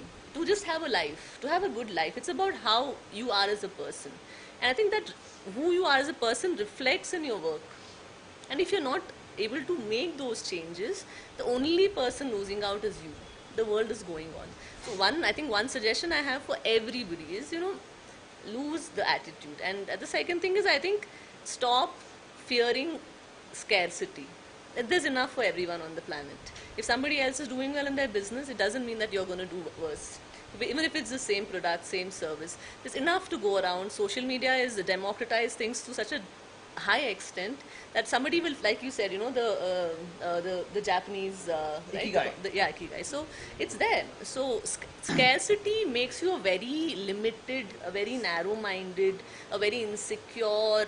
You start feeling jealous, and it shows, and that really weakens your business. So I would say work on these simpler things, scarcity. And there's this new thing that मैं खुद ही सब कुछ कर लूँगी, मैं खुद ही सब कुछ कर लूँगा, मुझे किसी का ज़रूरत नहीं है. Without a team, without people, you can't do anything. True, very true. And in a team, you're not one up. Even if you're a CEO, the CEO has it worse, because you have to go so many levels down every day. You have to resonate with the person at the bottom and the person at every level. So I would say understand that being part of a team or being part of a business doesn't mean that tum boss ho to you're at a different level. You're still on the ground. You're probably even lower, because you have to take the stuff from everybody. So I think these things are important to understand, that one, you can't do it alone, and you must not. Okay. You must collaborate. So I think one is lose the attitude, have a good attitude, build a good attitude, and don't fear scarcity, and take people along with you. Collaborate. There's a lot. You don't have to compete. Competition is only to improve your skill and better your product and services. It's not to actually, put the other person down. I think these are things I've seen, and I feel like people should, if they could make these fewer changes, it would really make them a better person and really reward them with a better life, better business. Absolutely. These are some of the most important points. The example could be, as you rightly said, your attitude is what defines how your success and failure could reap out of it, right? The best example is Dolly Chaiwala, who was so focused about creating the best experience of serving chai, right? No too much of noise, but he just continued persistently, did it for 6 years, and now when Bill Gates come to his shop, and now he's moving around in Rolls Royce and selling chai. He's not left his core business, so his attitude has not changed. Ke ab main chai nahi bechunga. You get my point? Yeah. So he's not saying that abhi main ek 5-star hotel kholuga. Nahi, he's still selling chai, but that's his core route for his success. So I think that attitude is something that each one of us should also engage in. And Nisha ji, thank you so much. It was, I felt that it was a great lesson. Though I'm a professor, I teach in colleges, I lecture students, but then for me it was a great insights from learning from experienced personalities like you yourself. Any closing notes, Dr. Kumail Abbas? Nothing much. What I can add you here is, so very soon we are launching an incubation center. Lovely. And if people are not aware what exactly it is, so it is something which is a support system for every individual. It's kind of for example, for how the patients need hospital. Sick business people need incubation. So please reach out to us. February 14th, we have 5th year anniversary of OnFix. On Valentine's Day, yeah? Oh, on Very Valentine's interesting Day, part. yes. So why? Because we are just born. So not we always says 5 years, but I feel always It's just the beginning. Beginning. Fantastic. Still more to do. You will do the best, and I'm sure in the coming days we're going to have many more events like this. Rahul Mehdi, your closing note. I think I'll talk as a businessman, because that's what I'm currently doing with my best abilities. I heard you talk about the society and the changes, and you spoke about the importance of network. I think if you want to build a successful business, one, you're not building families, you're actually building high performance teams. Wow. I mean, the difference between what is happening with some of the amazing cricket teams in the past and what it is with Australia today is because there is a mindset of play to win. So I have not built families at Tesseract. I have actually built a business which has high performance high performing teams who are running the families. So, so that's a big mindset shift that we've been, we have avoided a lot of decisions of hiring basis on emotions. Data is always there. There's always common sense. Yeah. There's always reason behind why somebody should join us and why somebody should not join us. That's more clear. I think clarity of what you should not do, because life will keep throwing so much at you every single day which you are not responsible for. But I think if you have that inward understanding of what is that game that you are playing, everybody is going through number of things. Everyone is seeing opportunities. Nobody is bigger, like Nisha was talking about. Everybody is equal. Opportunities are plenty for everybody. I think starting a new business today is a lot more cheaper than what it used to be before. Wow. Because there's access to investments. Technology has brought down the cost of starting a startup. I can only say this. I think there is one last point that I want to talk about. My business, Tesseract, all that is great, but today we are building a community called Blend Community, which is probably India's first full stack creative entrepreneurship platform, which is there to support creative entrepreneurs to become successful.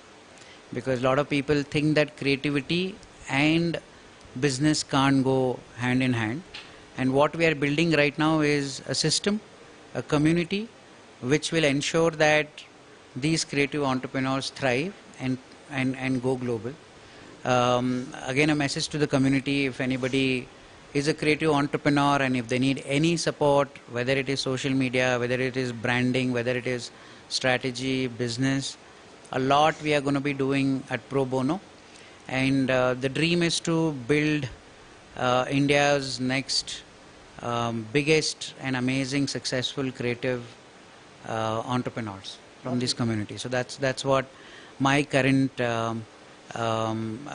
interest, and I think that will probably remain my lifelong objective. So anybody listening, if there is anything, because you can't really cover everything in 90 minutes or or 2 hours, but I'll be very happy to support anybody in the community or outside community if they're looking at building a business on their own. Great. Thank you. Lovely insights too. Thank you so much, respected panels. Thank you is a small word for you guys, right? So before we could end this podcast, there's a couple of questions. I've got some live questions on the internet. I've got 3 phones that I'm trying to balance and see if I could read out. But before I take the questions from the internet, right? We got some amazing audience here. Thank you so much for coming in, for giving us your time.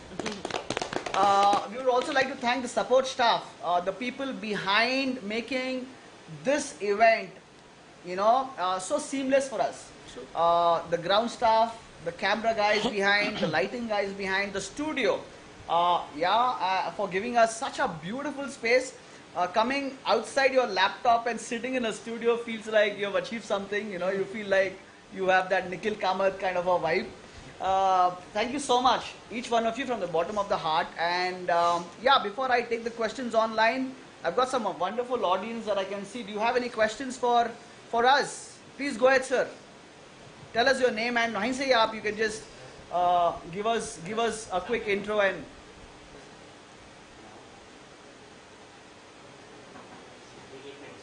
you have a mic or something, or you can just go ahead. I'm Mohammad Faizan. Hi, Faizan. I am into wellness and direct selling with DXN, a global brand which help the products through natural and alkaline-based, I can say, supplements. Lovely. I am passionate about helping people to build their lifestyle with wellness and financial freedom through DXN.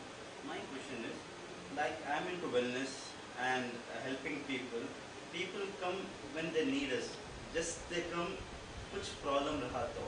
So I don't know the limit when to step in and step down, because whenever they'll come, I'm not saying selfish thing, but I'm not getting how should I say no, or should I be doing as we are into wellness and helping. Is there any criteria or a thing to stop, I want to ask this for the panelists. Who would you like to put this question across to? First is Kumil sir, as into network, and has seen so many people, and Nisha ma'am and Raj. Yeah, probably your quick 2 cents Okay. on this would be, because we've Perfect. also got about 12 more questions to take. So kindly keep it as crisp as possible. See, one great opportunity when people reach. It means you deserve it. And anyone trying to add and ask you, so it's a gift where you can add and give back. So if you feel like you are getting loaded, in other hand, see that's a positive note. In other hand, if you feel like people are making you use and they are using your resources or your time, so it's a good sign. But in other hand, you feel loaded, then the only one word I can say, try try acting as a useless so no one can use you. That's how it is. Yeah. Okay, what about you, Nisha? I think it's a hard job that he's up to, because I think everybody is so different. I mean, how do you know over the phone? You know, what do you how far do you go? How much do you push? But I think it's fair to give it a few shots before you decide if you should go further, because people are busy. They do take time to respond, and it's not a time where people don't have time for wellness. I think it takes a little bit of mind reading is not a possible thing, So I think it is a difficult spot as it is. It requires a little more just sort of gauging the environment as and when you're dealing with a specific person. Yeah. I don't really have a particular solution. It's a hard space that he's in. Okay, how about you, Rahil? I would say wellness is a very community-driven business where you need bunch of people. So the network effect of bringing more people to come together and indulge in any of these wellness activities is what I would say.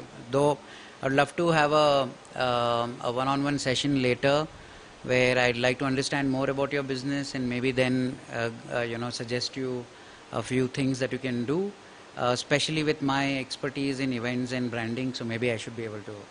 But I think we should connect after the show. See, you got the expert.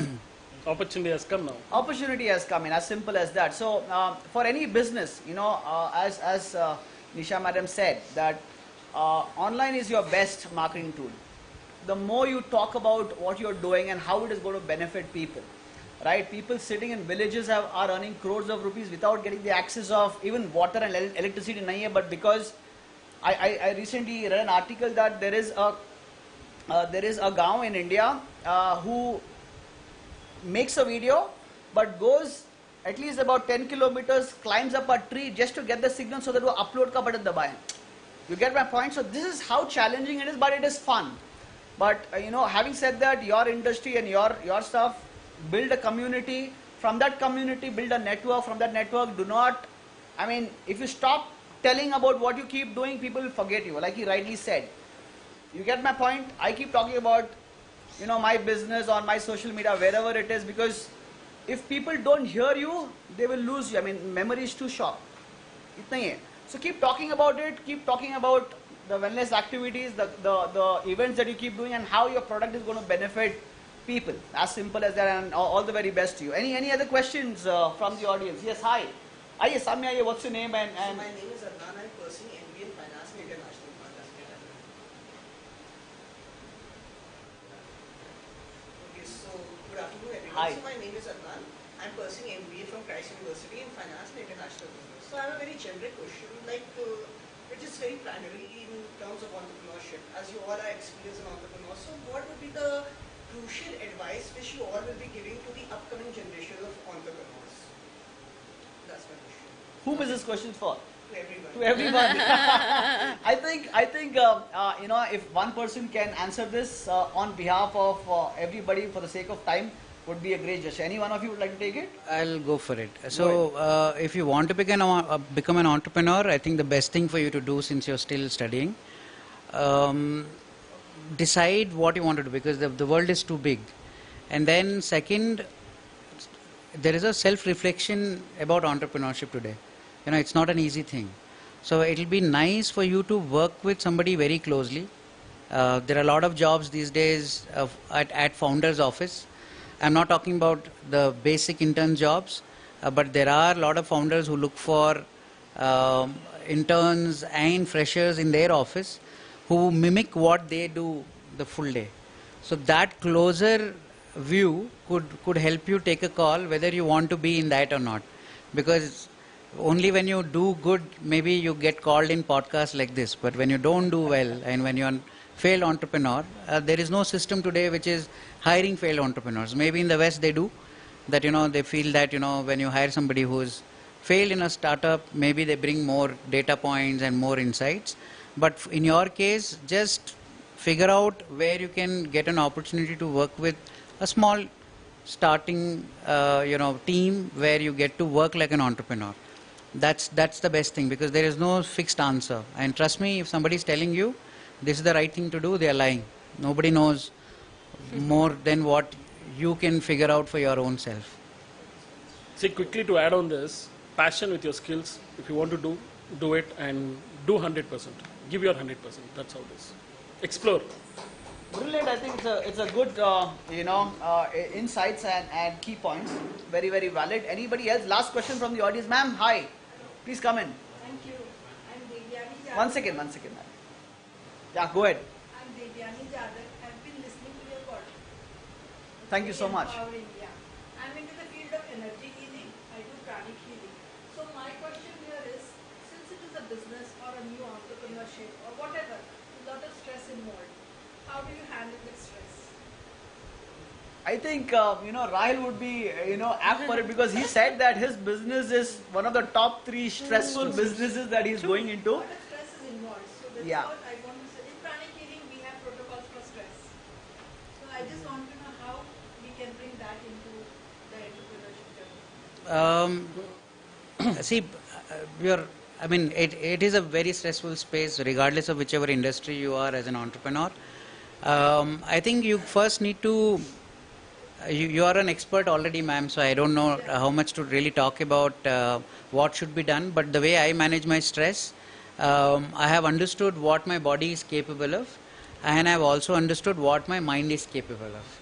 And I have a bunch of coaches and mentors who help me in both. So I've been into yoga for a very long time. Then now I'm into weightlifting, on and off. Then I have a psychiatrist always on call. I have no shame to accept that I take SOS medicines whenever I need to. Then I have huge issues with pollen in Bangalore. Then I figured out that can add to a lot of stress. So I think it is about being very clear that you are not the expert. You can't just go to Google and see what needs to be done, or even listen to your own parents if they are not doctors. So I handle it just like I call my therapy sessions as my mental gyms. And then I know what are my reservations in terms of my physical health. I have cancer at home. Then my mom had diabetes before she passed away. So I kind of been balancing both my physical and mental restrictions, I would say, as a person. And I'm enjoying the process. I get to learn a lot. Even including energy healing. So stress is the root cause of most of all the ailments. So Yeah. that is the root cause. That is where it starts building on. And the person goes beyond their capacity to understand the situation. And in that space, they take wrong decisions. So if they are relaxed, and if we can have stress management protocol for the employees and the staff on regular basis, I'm sure they'll be less stressed and they'll have a lot of positive impact to give to the business. Absolutely, ma'am. Less stress, more productivity. Yes. So thank you so much for joining in, ma'am. Really happy to have you with us today. Thank you. Yeah, a last question from the audience, if I might want to take before I could move into the stuff. Cool. And I've got amazing questions from the internet. Sabir Mirza says, to start a business or to be an entrepreneur, there is always a fear of failing, okay, and lose money, which will put back financially and emotionally. Will put us back financially. How do you come over it? I think we covered this, in our topic, discussion, yes. Sabir bhai. Just to ensure that we are not stressing more on this topic. Quick part of it. Would you like to I think that's a given in entrepreneurship. Yeah. You know that, if it's going to fail, that you're going to be put behind. Yes. So I think you have to take that as part of the plan. Yeah. If this doesn't work, then this is going to happen, and but at the same time, you don't have to really balk. We have this habit of, the damage is only so much, but the collateral damage is so much. That's not required. It's a very mental space. So yes, it is important to calculate for the failure, calculate for the burden that will be more if you fail at something. But that's just the very fabric of entrepreneurship. It's if you're getting into entrepreneurship, you have to stay at it. You have to bootstrap. You have to scramble for money. You have to put in your mind, heart, soul. Like hold people's feet. It's just how it is. You just have it's you have to understand that that's the fabric of entrepreneurship. Yes. I think the understanding and acceptance allows for you to rope these factors in. Yes. So I would like to add on to this part of it here for the sake of people listening and Mr. Shabir Mirza. There is a thin line being stupid and being risk averse, right? Yeah. When you know that your household income is secured, when you know that you need 30, 40,000, 50,000, 1 lakh rupees, and that income is secured, then you take the next step. Then you slowly build brick by brick. Entrepreneurship is not about building a multi-billion-dollar business overnight. True. He's taken 10 years, you have taken 15 years, you've been striving hard to make this thing happen over the experience of 15, 16 years. And we still feel that we are nobody. You get my point? Exactly. I don't have a multi-billion-dollar business. Just want to We let hope everyone that you know have one. that, that's not why I'm sitting here. we hope that you have one. The idea here is that you please be very, very calculative in Risk intake. yeah, your capacity of risk has to be very, very calculated, right? You don't quit your job just because your bosses are not good to you, and you don't start off a business by investing about 25, 30 lakh rupees or whatever savings and then say that let's do entrepreneurship, success mil jayega. Nah, it's stupidity, it's crazy, don't do that. I've seen a lot of people burning money and being roadcast stuff, right? Yeah. So don't let that thing happen to you. Be calculative, get 1 month stuff, try that for a month, see if you're able to get that income in, right? Dhanda is all about you put 10 rupees, you get 12 rupees back. It's as simple as that, right? So don't go into this valuation gig of what Zomato, Swiggy and other online businesses are doing in. They have money, they're still into Flipkart is still into losses. You get my point? Swiggy is into losses. I think another important point, I just want to interrupt you and add in here, is that I think you should keep a good few years before you see results. Yeah. Don't go in saying, there is nothing called get rich quick, 2 years later I'm going to be in Europe. I keep telling this, people have this dream, I'm going to be in an open top car and I'm driving through the roads of Europe and I have a beautiful person sitting next to me. It doesn't happen. That's not what entrepreneurship There's is. no fast track to growth. No fast track. There's no But fast track to again, success. the higher investment, probably investment you require when you want to expand your business. But to kickstart, it's Yeah. basic investment, not much. Yeah. So go slow, buddy. As simple as that. Yeah. Next question I would like to say, Tirtham Ray has sent us a message saying that building a business leveraging community or building a community leveraging business, which is more important? Sorry, can you go again? Building a business, Correct. leveraging community, or building a community leveraging business. Build the community. Build the community first. The trust comes. Your take, Nisha? Yeah, I think I agree. I mean, I think they are like the chicken and the egg. It depends on what you're building. If it is the requirement of a community, then the community comes first. True. See, if And he if it build, is- no one can stop him. Absolutely. Let him, he has to. How about you, Rahil? Yeah, I think I agree with my fellow panelist. I think you need both. Yeah. Communities, unless there is somebody funding it for you to build the community, then you are focusing on building the community. And if somebody is funding you to build a business, and then you build the business, then you realize that for any business you need a community. So I think it can happen both ways. Right now in my journey, started with building a business, and now we are building a community. Right. And then from the community, we are hoping to build businesses. Right. So it's always going to be, Yeah. like you said. That's what's it. I chicken think and egg it goes hand in hand. Once again, we've got about set of 6 more questions. Do we have time, guys? Should we take it or should we? Thank you so much.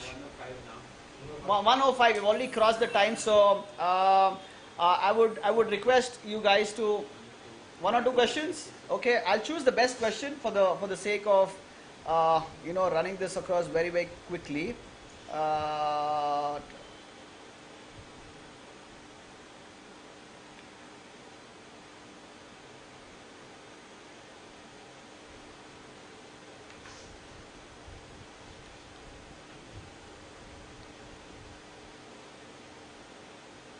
So, ma'am, this question is for you. What keeps you going through tough days and when things don't go as planned? Uh, I don't know, when I wake up the next day morning, I'm like, there's no way I'm going back. It's just, I think it is a very inherent quality that you've taken up something and you want to see it completed. It's a very, how do you say it? It's a very inbuilt system. But genuinely, when I look back, if I look at all the things I've done, what keeps me going is that the kind of difficulties you go through, you just don't want that to be a story. You want that to not happen to others. You want to create something that maybe reduces that for the others. So I feel like everything that I am doing, it is a solution to the solutions that I didn't get. So that's how I came into social reform. Cool. So, nice answer. I hope whoever is asked this question has got the right answer, and I really like the way you've put across. One more last question. How do you balance traditional values with modern progress in your work and decisions? Is that for me? I mean, it's an open question. If anybody would like to take in. Yeah. So I think tradition gives you some kind of a data for you, right? I mean, this is how it has been traditionally, and then modern values is today, right? So I think it's a combination of both, where you need to really understand who you are traditionally. I mean, just take Muslims across the world. They are very different in different countries because there are the different traditions that you follow. Being an Indian Muslim, I think I am exposed to completely different set of things. And then I think again going back to the the community reference,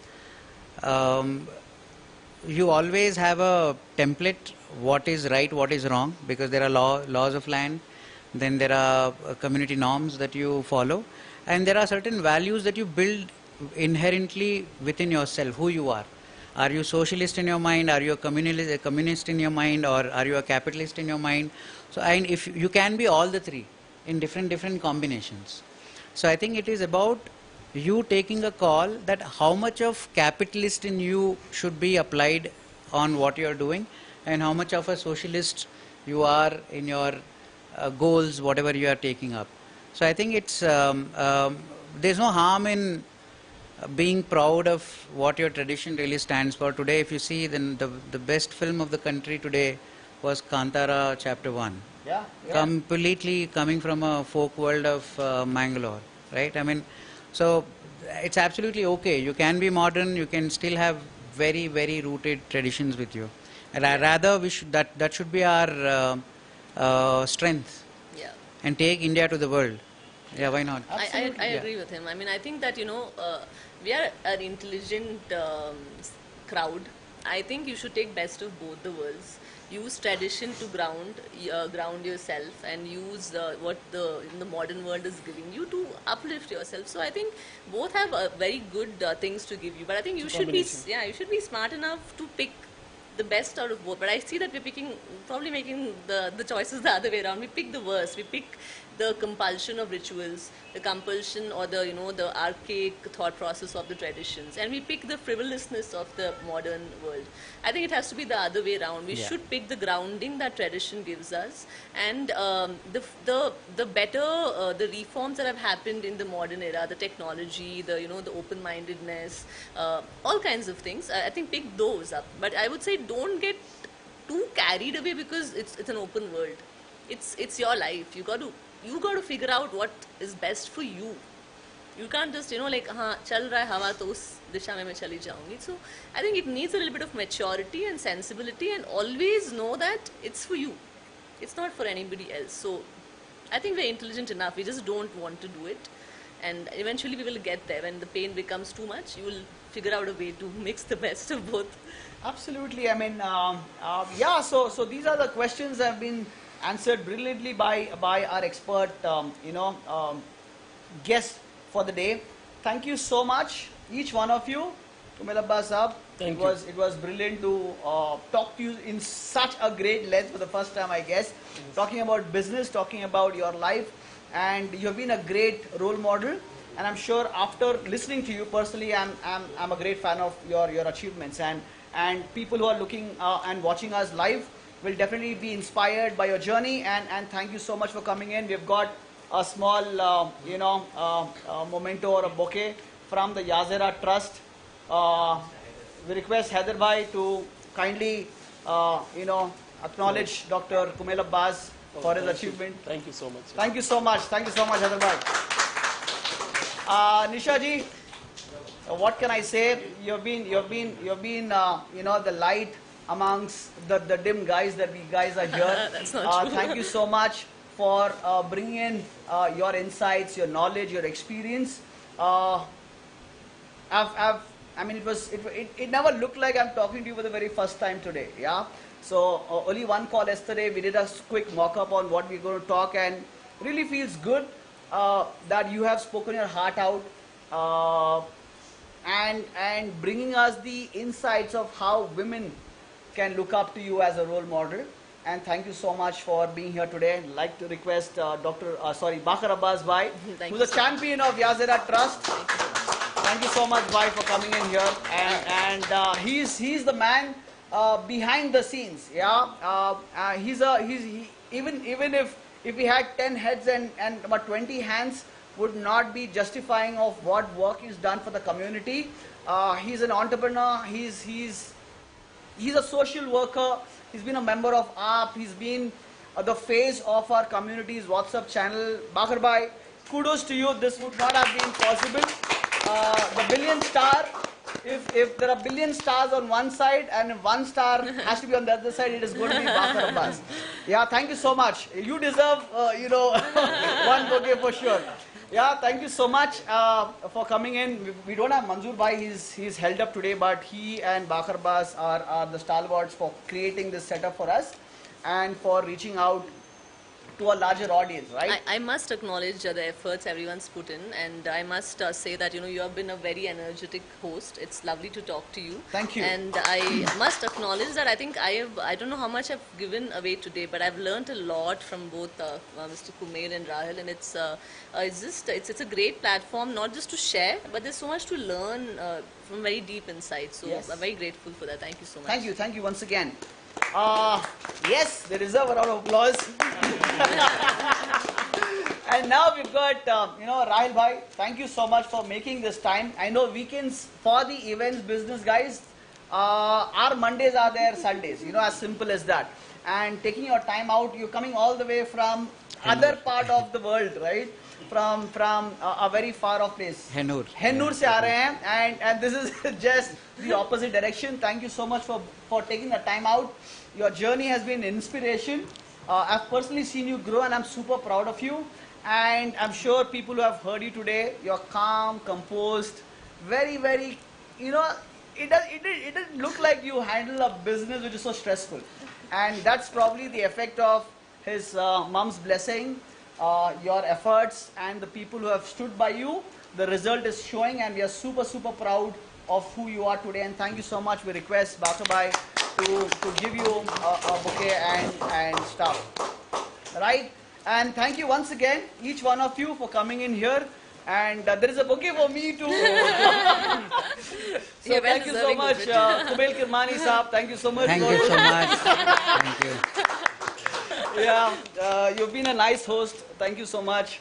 I should say this. I think the way you're able to manage and curate the entire conversation, because it's not easy for someone to listen to us for more than 2 hours. Yes. And in spite of probably what we connected once yesterday, and making it so seamless, because generally live, I come from a event industry, so I know live anything can go wrong. Except for the mic, yeah, was perfect. So recording can also, you have the option of editing things, but in a live situation, managing this entire piece.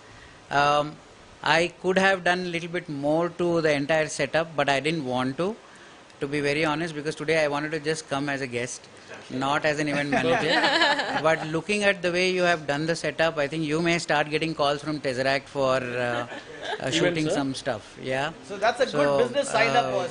thank you so much. Brilliant work behind the team, guys. I wish you. the cameras could actually, Thanks to Raza, Mate, Raza bhai, Zishan bhai, each one of you, Mansoor bhai.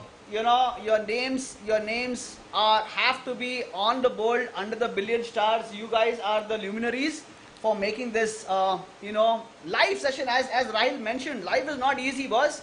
I mean, podcast जो है 2-3 घंटे का जो आप YouTube पे देखते हो, they have about hundreds of people sitting, editing, cutting, what to talk, what not to talk. ये live गया है and there is no edit. And thank you once again. I hope you guys have learned something and you guys have, you know, shown your love through likes and comments.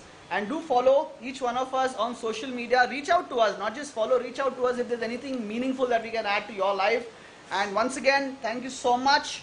And may you have a beautiful Sunday and the fantastic week and year to come forward. Thank you so much. Thank you so Each much. one of guys. Thank you. Thank you. Namaskar, Bangalore. Assalamu alaikum. Namaste.